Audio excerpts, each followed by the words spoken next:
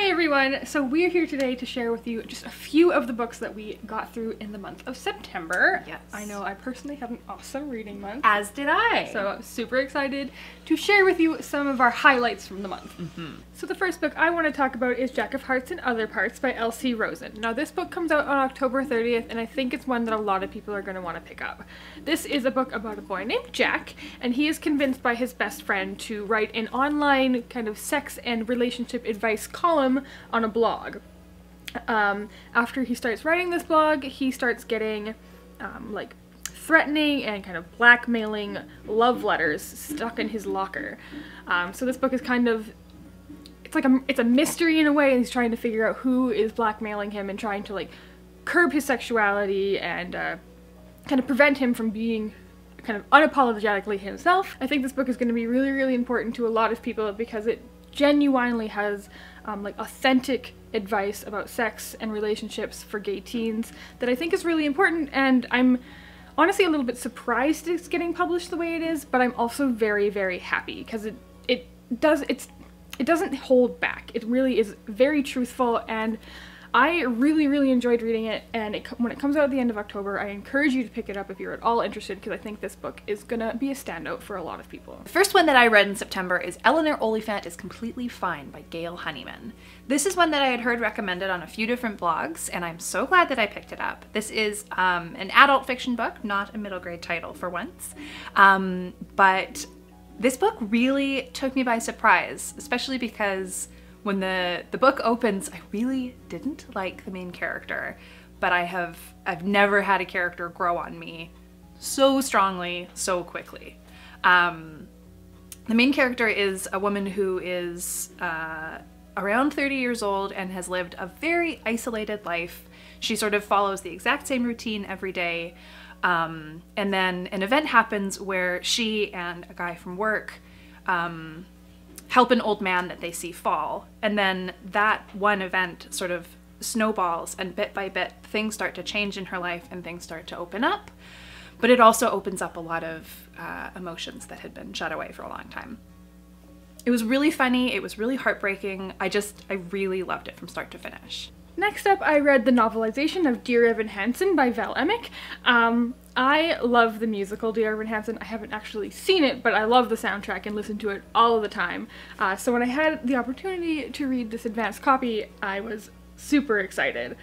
I will say that I think if you're not a fan of the musical, this probably won't be the best book ever, but I really enjoyed it because there are lines like directly from the songs written into the book.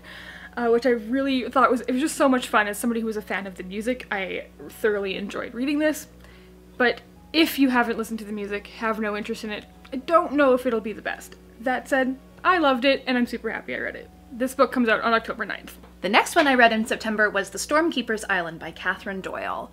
This was such a beautiful middle grade story. On the back, it's recommended for fans of Beyond the Bright Sea and Orphan Island. As you may well know, I am a massive fan of Orphan Island, so that was why I picked this up in the first place. It's a beautiful story about an 11-year-old boy and his older sister who go and live with their grandfather for the summer on an island in Ireland.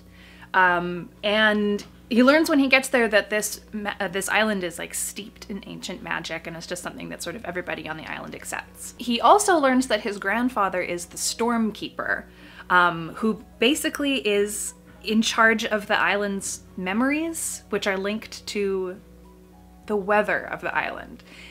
It's kind of hard to explain, but it's so beautifully written, and I loved the way everything was woven together with a touch of magic realism, and I can't recommend this one enough. It was really, really great. Last up, I have Spell on Wheels by Kate Lee. I absolutely loved this graphic novel. It was so good. I've been hearing about it a little bit on BookTube, and when I found a copy, I knew I had to pick it up. It's a road trip book, it's a feminist book, it's a witch book, and it's just so much fun. The line on the back says, "A road trip story and magical revenge fantasy, a sisters over misters tale of three witches out to get back what was taken from them." It was just a treat.